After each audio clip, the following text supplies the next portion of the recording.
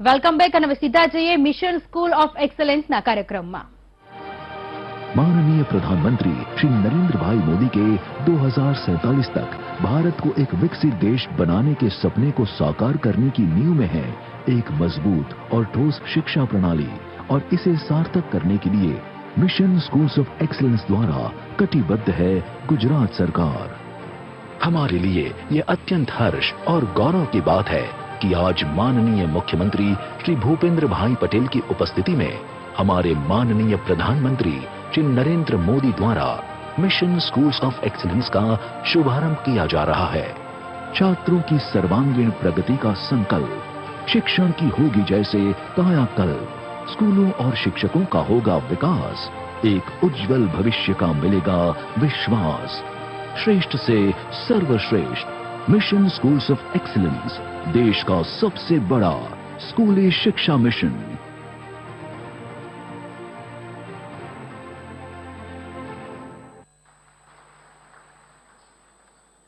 माननीय प्रधानमंत्री जी, mission schools of excellence का आज विधिवत शुभारंभ करने के लिए गुजरात की जनता आपको कोटि कोटि वंदन करती है और आभार व्यक्त करती है। राष्ट्रीय शिक्षा नीति 2020 के द्वारा शिक्षा को नया आयाम देकर वैश्विक फलक पर राष्ट्र को सशक्त पहचान दिलाने वाले आधुनिक भारत के स्वप्न दृष्टा एवं दीर्घदृष्टा माननीय प्रधानमंत्री श्री को आइए तालियों की गड़गड़ाहट से उनके संबोधन के लिए हम आमंत्रित करते हैं।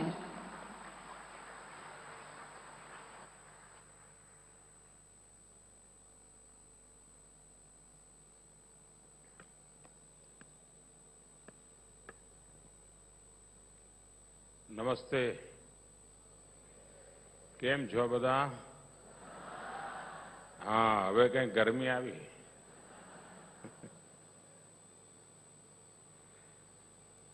गुजरात के गवर्नर श्री आचार्य देवव्रत जी, यहां के लोकप्रिय मुख्यमंत्री श्री भूपेंद्र भाई पटेल, गुजरात सरकार के मंत्रीगण, शिक्षा जगत के सभी दिग्गज, गुजरात के होनहार विद्यार्थी मित्र, अन्य सभी महानुभाव, देवी और सज्जनों, आज गुजरात अमृत काल की अमृत पीढ़ी के निर्माण की तरफ बहुत बड़ा कदम उठा रही है।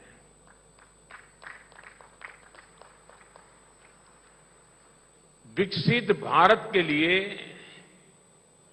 विकसित गुजरात के निर्माण की तरफ ये एक मील का पत्थर सिद्ध होने वाला है।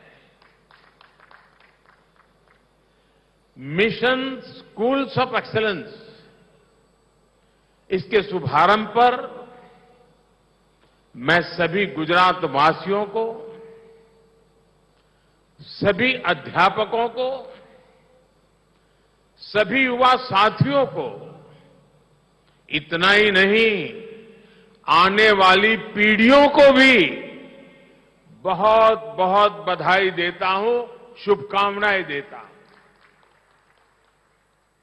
साथियों, हाल ही में देश ने मोबाइल और इंटरनेट की 5th जनरेशन यानी 5G के युग में प्रवेश किया है।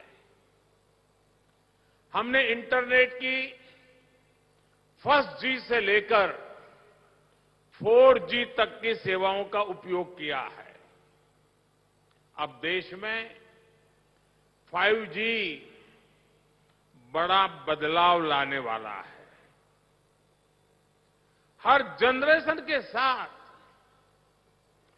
सिर्फ पीढ़ी नहीं बढ़ी है, बल्कि हर जनरेशन ने टेक्नोलॉजी को, जीवन को करीब से करीब हर पहलू के साथ जोड़ा है। साथियों, इस प्रकार हमने देश में स्कूलों की भी अलग अलग जनरेशन को देखा है। आज 5G, स्मार्ट सुविधाएं, स्मार्ट क्लासरूम, स्मार्ट टीचिंग से आगे बढ़कर हमारी शिक्षा व्यवस्था को नेक्स्ट लेवल पर ले जाएगा। अब virtual reality, internet of things, इसकी ताकत को भी हमारे छोटे छोटे बाल साथी, हमारे विद्यार्थी स्कूलों में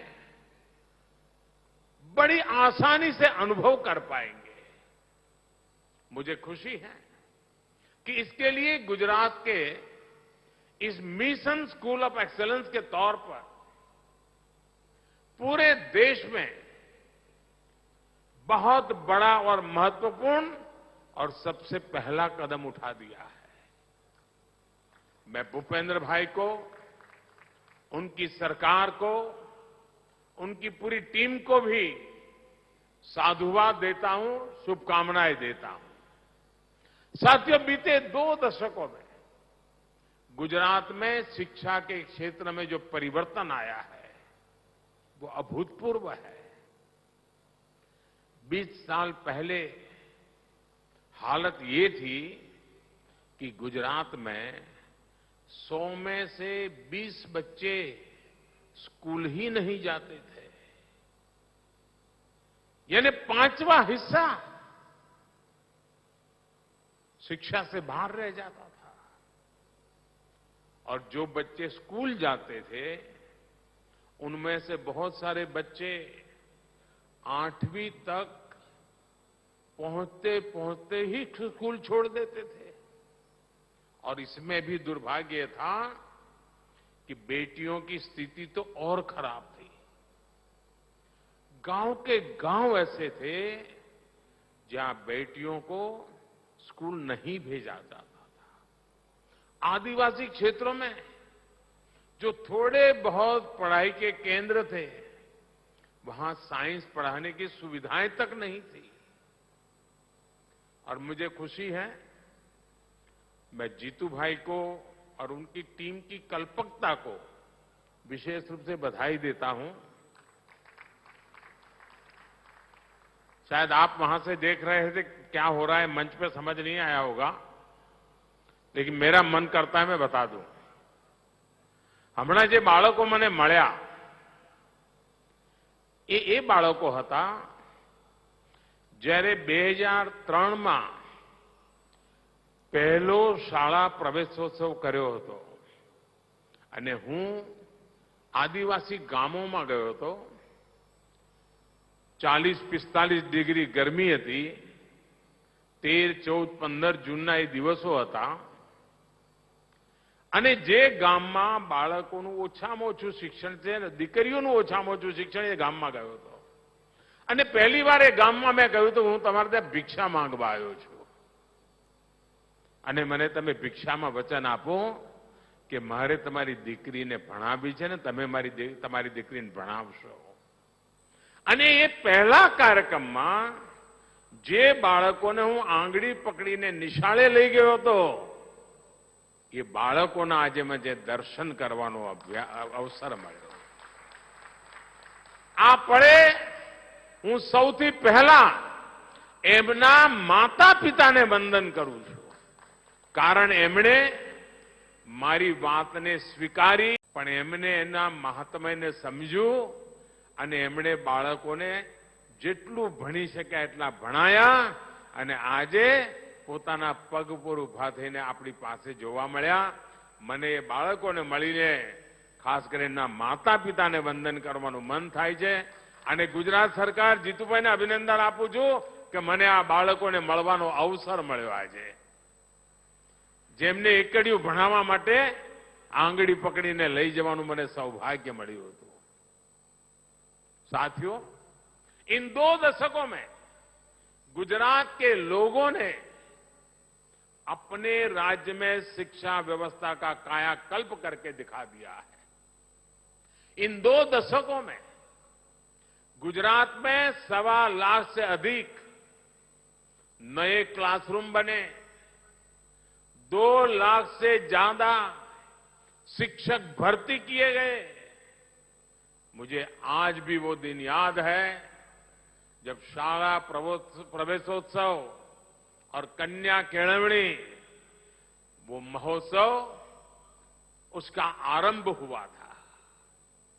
प्रयास ये था कि बेटा बेटी जब पहली बार स्कूल जाएं तो उसे उत्सव की तरह मनाया जाए। परिवार में उत्सव हो, मोहल्ले में उत्सव हो, पूरे गांव में उत्सव हो, क्योंकि देश की नई पीढ़ी को हम शिक्षित और संस्कारित करने का आरंभ कर रहे हैं। मुख्यमंत्री रहते हुए मैंने गांव गांव जाकर खुद सभी लोगों से अपनी बेटियों को स्कूल भेजने का आग्रह किया था, और परिणाम ये हुआ है कि आज गुजरात में करीब करीब हर बेटा बेटी स्कूल पहुंचने लगा है। स्कूल के बाद अब कॉलेज जाने लगा है। साथियों, इसके साथ ही हमने शिक्षा की गुणवत्ता पर भी सबसे ज्यादा बल दिया, आउटकम्स पर बल दिया। इसलिए हमने प्रवेशोत्सव के साथ साथ गुणोत्सव की शुरुआत की थी। Quality education. मुझे अच्छी तरह याद है कि गुणोत्सव में हर एक विद्यार्थी का, उसकी क्षमताओं का, उसकी रुचि का, उसकी अरुचि का विस्तार से आकलन किया जाता था। साथ साथ शिक्षकों का भी आकलन होता था। इस बहुत बड़े अभियान में स्कूली व्यवस्था के साथ साथ हमारे ब्यूरोक्रेट्स, हमारे अधिकारी, इवन पुलिस के अधिकारी, फॉरेस्ट के अधिकारी, वे भी 3 दिन के लिए गांव गांव स्कूलों में जाते थे, हिस्सा बन जाते थे अभियान का। और मुझे बहुत खुशी है कि कुछ दिन पहले जब मैं गांधीनगर आया था तो उस गुणोत्सव का एक बहुत ही एडवांस टेक्नोलॉजी बेस्ड वर्जन विद्या समीक्षा केंद्र के रूप में मुझे देखने को मिला। विद्या समीक्षा केंद्रों की आधुनिकता देखकर कोई भी हैरान हो जाएगा।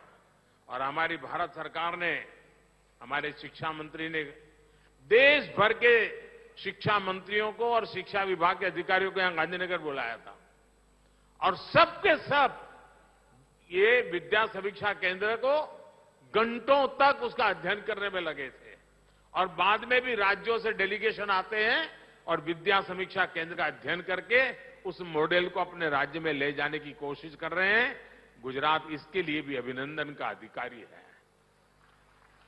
राज्य की पूरी स्कूली शिक्षा के पल पल की जानकारी लेने के लिए एक केंद्रीय व्यवस्था बनाई गई है, एक अभिनव प्रयोग किया गया है।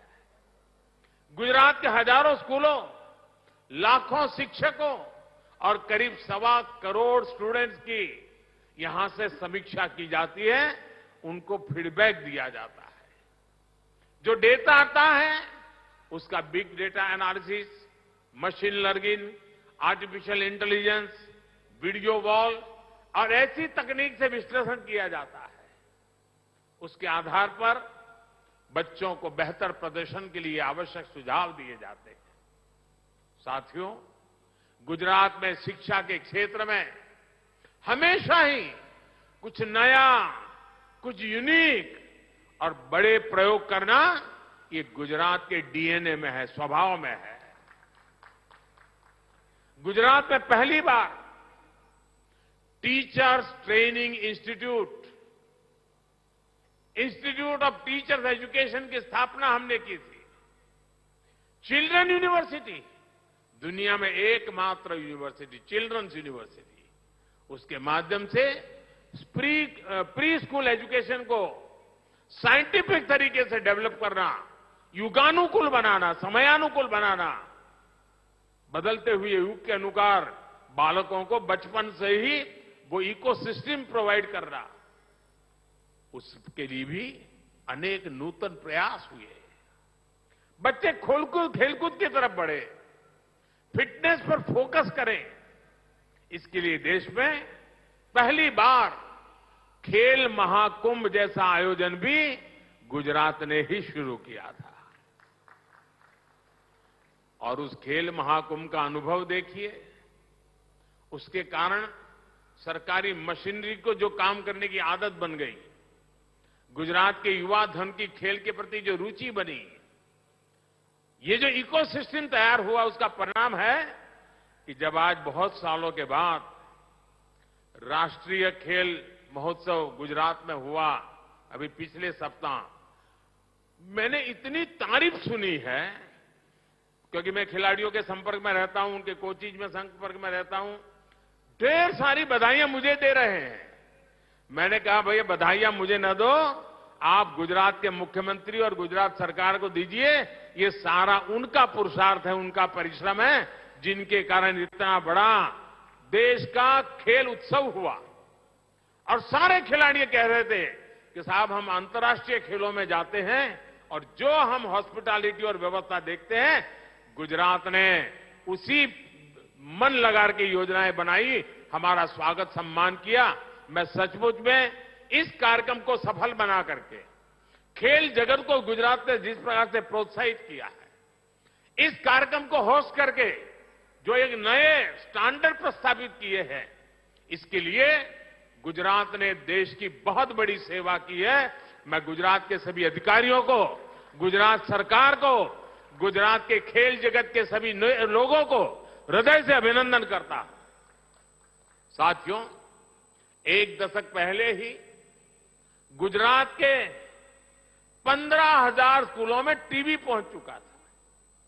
20,000 से ज्यादा स्कूलों में कंप्यूटर एडेड लर्निंग लैब्स, ऐसी अनेकों व्यवस्थाएं बहुत साल पहले ही गुजरात के स्कूलों का अभिन्न अंग बन गई थी।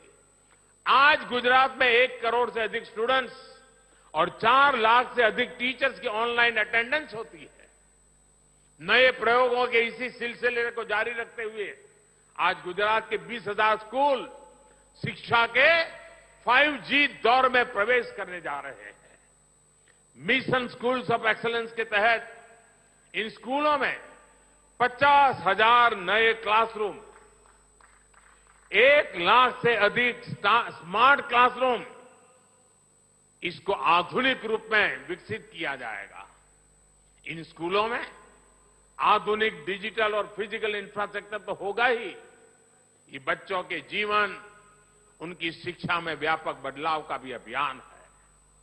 यहां बच्चा को सामर्थ्य को बढ़ाने के लिए हर पहलू, हर पक्ष पर काम किया जाएगा। यानी विद्यार्थी की ताकत क्या है, सुधार की गुंजाइश क्या है, इस पर फोकस किया जाएगा।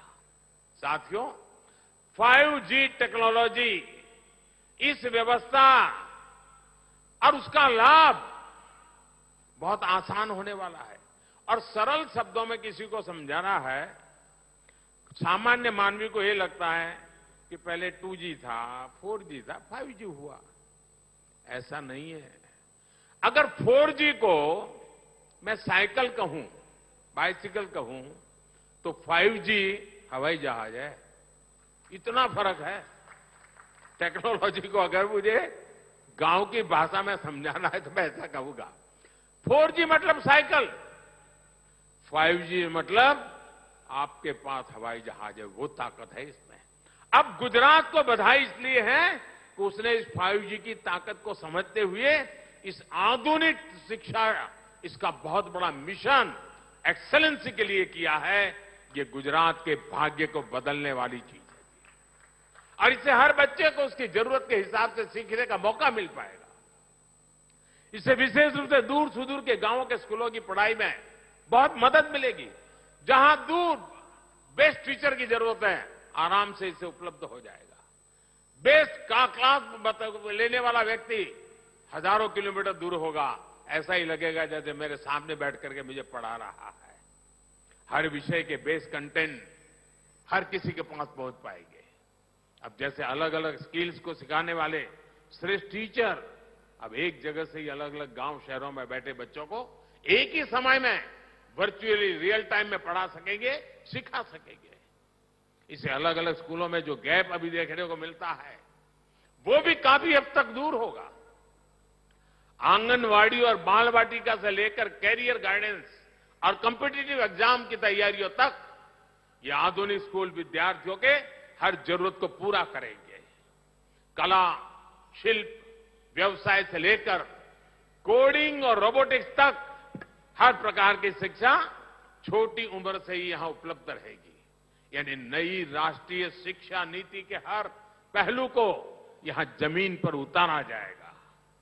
भाई और बहनों, नई राष्ट्रीय शिक्षा नीति के माध्यम से पूरे देश में इसी प्रकार के बदलाव को आज केंद्र सरकार प्रोत्साहित कर रही है। इसलिए केंद्र सरकार ने पूरे देश में 14,500 से अधिक पीएम श्री स्कूल बनाने का भी फैसला किया। ये पायलट प्रोजेक्ट है। हिंदुस्तान के अलग अलग कोनों में इसका शुरुआत होगी, उसको मॉनिटरिंग किया जाएगा और साल भर के अंदर उसमें अगर कुछ कमियां हैं, कुछ जोड़ने की जरूरत है, बदलती हुई टेक्नोलॉजी को उसके साथ जोड़ने की जरूरत है, तो उसमें बदलाव करके एक परफेक्ट मॉडल बना करके देश की सबसे ज्यादा स्कूलों में ले जाने का भविष्य में प्रयास किया जाएगा। ये स्कूल पूरे देश में नई एजुकेशन पॉलिसी के लिए मॉडल स्कूल होंगे। केंद्र सरकार इस योजना पर 27,000 करोड़ रुपए खर्च करने जा रही है। नई राष्ट्रीय शिक्षा नीति में जिस प्रकार क्रिटिकल थिंकिंग पर फोकस किया गया है, बच्चों को अपनी ही भाषा में बेहतर शिक्षा का विजन हो, उसको ये स्कूल जमीन पर उतारेंगे। ये एक प्रकार से बाकी स्कूलों के लिए पथ प्रदर्शक के रूप में काम करेंगे। साथियों, आजादी के अमृत महोत्सव में देश ने गुलामी की मानसिकता से मुक्ति का संकल्प लिया है। नई राष्ट्रीय शिक्षा नीति गुलामी की मानसिकता से देश को बाहर निकालकर टैलेंट को, इनोवेशन को निखारने का प्रयास है। अब देखिए, देश में क्या स्थिति बनाकर रख दी गई थी।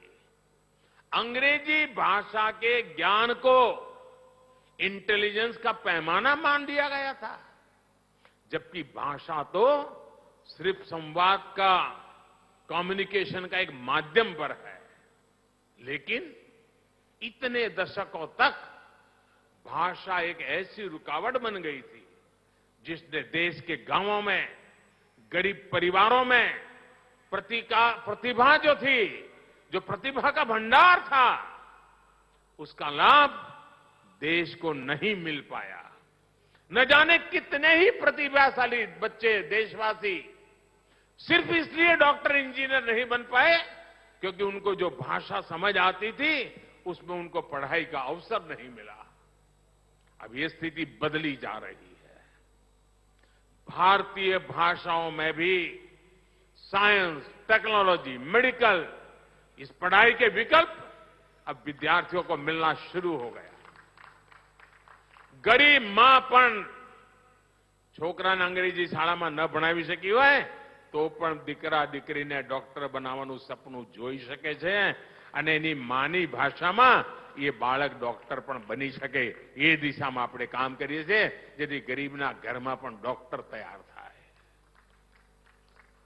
गुजराती सहित अनेक भारतीय भाषाओं में पाठ्यक्रम बनाने के लिए प्रयास चल रहे हैं। ये विकसित भारत के लिए सबके प्रयास का समय है। देश में ऐसा कोई नहीं होना चाहिए जो किसी भी कारण से छूट जाए। यदि नई नेशनल एजुकेशन पॉलिसी की स्पिरिट है और इसी स्पिरिट को आगे बढ़ाना है। साथियों, शिक्षा पुरातन काल से ही भारत के विकास की धुरी रही है। हम स्वभाव से ही नॉलेज के, ज्ञान के समर्थक रहे हैं और इसलिए हमारे पूर्वजों ने ज्ञान विज्ञान में पहचान बनाई। सैकड़ों वर्ष पहले दुनिया की सर्वश्रेष्ठ यूनिवर्सिटी बनाई, विशालतम लाइब्रेरी स्थापित की। हालांकि फिर एक दौर आया जब आक्रांताओं ने भारत की संप्रदा को तबाह करने का अभियान छेड़ा, लेकिन शिक्षा को उस विषय में भारत ने अपने मजबूत इरादों को न छोड़ा, मजबूत आग्रह को कभी नहीं छोड़ा। जुल्म सहे लेकिन शिक्षा का रास्ता नहीं छोड़ा। यही कारण है आज भी ज्ञान विज्ञान की दुनिया में, इनोवेशन में हमारी अलग पहचान है।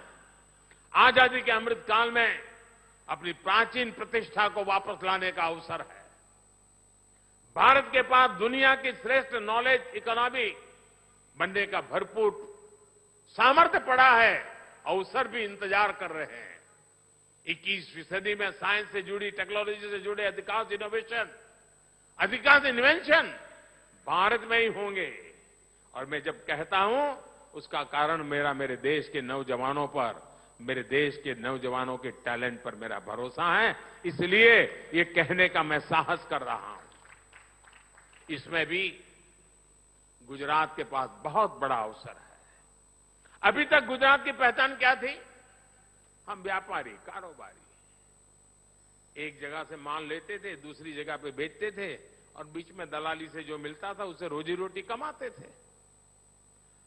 उसमें से बाहर निकल के गुजरात धीरे धीरे मैन्युफैक्चरिंग के क्षेत्र में अपना नाम कमाने लगा। और अब 21वीं सदी में गुजरात देश के नॉलेज हब के रूप में, इनोवेशन हब के रूप में विकसित हो रहा है। मुझे विश्वास है कि गुजरात सरकार का मिशन स्कूल्स ऑफ एक्सीलेंस इसी स्पिरिट को बुलंद करेगा। साथियों, मुझे इस अत्यंत महत्वपूर्ण कार्यक्रम में आज आने का मौका मिला। अभी 1 घंटे पहले मैं देश की रक्षा शक्ति वाले कार्यक्रम से जुड़ा था। घंटे भर के बाद देश की, गुजरात की ज्ञान शक्ति के इस कार्यक्रम में जुड़ने का अवसर मिला है। और यहां से अभी जा रहा हूं जूनागढ़, फिर राजकोट, वहां समृद्धि के क्षेत्र को छूने का मुझे प्रयास करने का अवसर मिलेगा। साथियों, एक बार फिर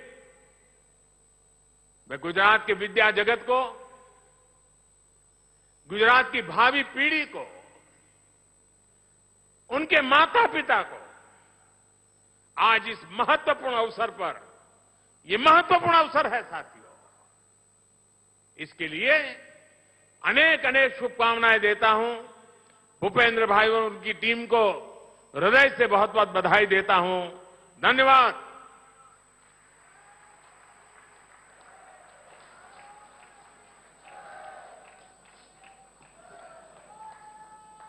माननीय प्रधानमंत्री जी, आपके प्रोत्साहनपूर्ण शब्दों के लिए आपका आभार और गुजरात राज्य की समग्र शालाओं को ये अप्रतिम भेंट देने के लिए आपका, गुजरात राज्य समग्र जनता आपका फिर से आभार व्यक्त करती है। आपकी मानक उपस्थिति के लिए आपका धन्यवाद। आइए जयनाथ के साथ माननीय प्रधानमंत्री का धन्यवाद करें और फिर पधारने का निमंत्रण दें।